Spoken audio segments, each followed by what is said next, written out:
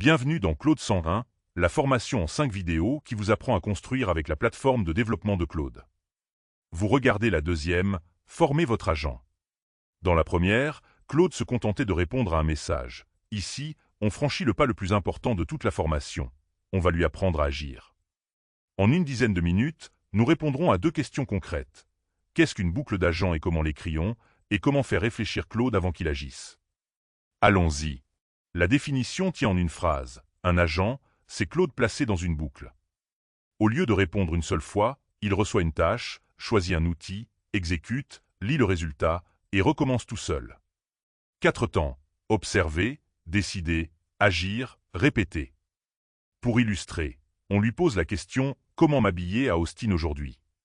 Il ne peut pas répondre sans la météo, donc il appelle l'outil Get-Weather, lit 95 degrés Fahrenheit ensoleillé, puis formule son conseil.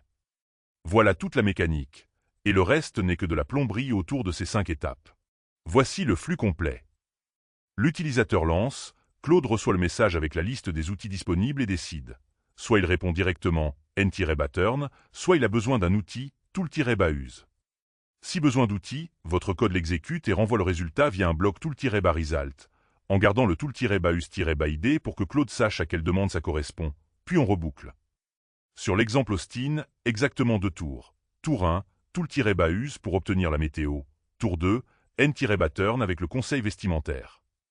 2 appels API, une exécution d'outils, une réponse finale. Voici la boucle la plus simple possible, sans base de données ni interface. On déclare l'outil Get-Weather avec son nom, sa description et le schéma JSON de ses entrées. La boucle while true envoie les messages à Claude à chaque itération et réagit selon stop-reason. Si N-Baturn, on affiche et on sort. Si Tool-Use, on exécute, on remballe le résultat dans un bloc Tool-Result avec le bon Tool-Use-ID et on reboucle. À l'exécution, vous verrez 2 tours. Et cette même forme tourne en production, que ce soit pour interroger une API météo, lire une base de données ou consulter un règlement de construction. Seule la tuyauterie change. La répartition est claire. Vous gérez la mécanique, Claude gère l'intelligence.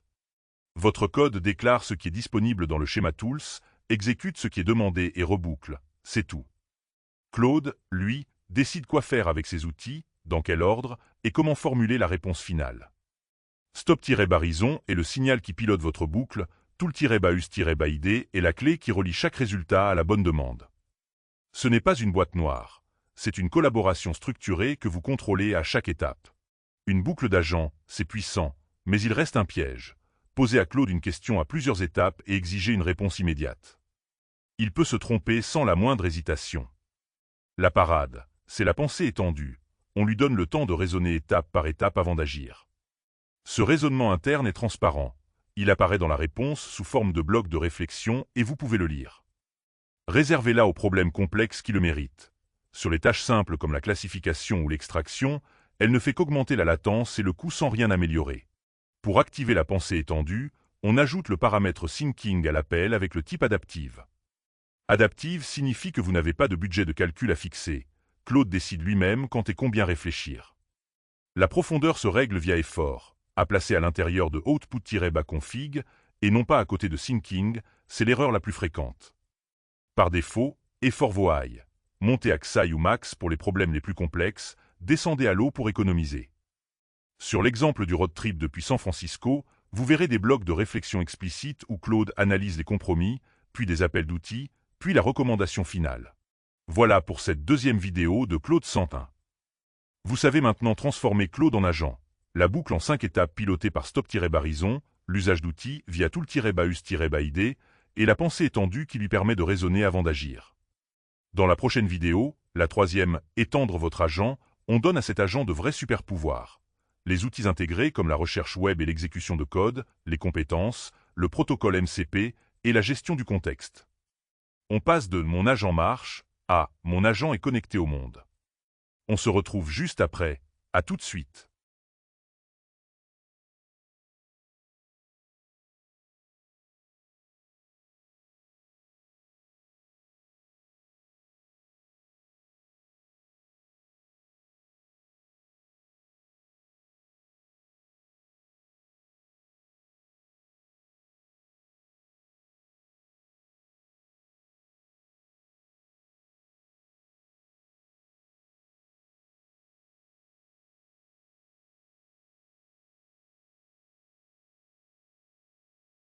Regardons maintenant comment cela fonctionne directement sur la plateforme.